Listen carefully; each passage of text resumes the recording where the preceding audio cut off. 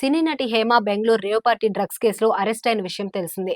మే 20న బెంగళూరులో rave party విషయం బయటికి రాగా అందులో హేమ కూడా పాల్గొన్నట్లు వార్తలు వచ్చాయి.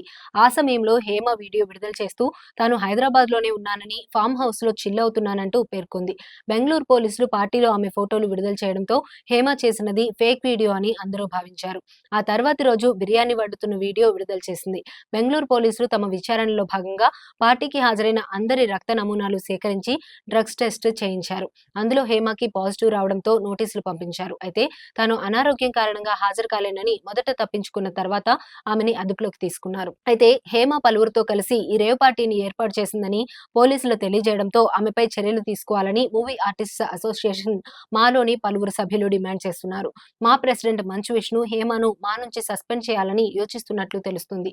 కొద్ది రోజుల క్రితం హేమ విషయంలో పోలీసులు బయటపెట్టిన ఆధారాల ప్రకారం యాక్షన్ ఉంటుందంటూ మంచు విష్ణు ట్వీట్ చేశాడు. హేమ సభ్యత్వం రద్దుపై ఇప్పుడు పలువురి అభిప్రాయాలను సేకరించారు మంచు విష్ణు. హేమను సస్పెండ్ చేయడంపై పాజిటివ్ గా స్పందించడంతో ఆమెకు క్లీన్ చిట్ వచ్చేంత వరకు మా అసోసియేషన్లో హేమ సభ్యత్వం రద్దు చేయాలని మంచు విష్ణు కీలక నిర్ణయం తీసుకున్నారు. మా అధ్యక్షుడు విష్ణు అధికారికంగా ప్రకటించే అవకాశం ఉంది. జ్యుడిషియల్ కస్టడీలో ఉన్న హేమను సీసీబీ పోలీసులు తమ కస్టడీలోకి తీసుకున్నారు.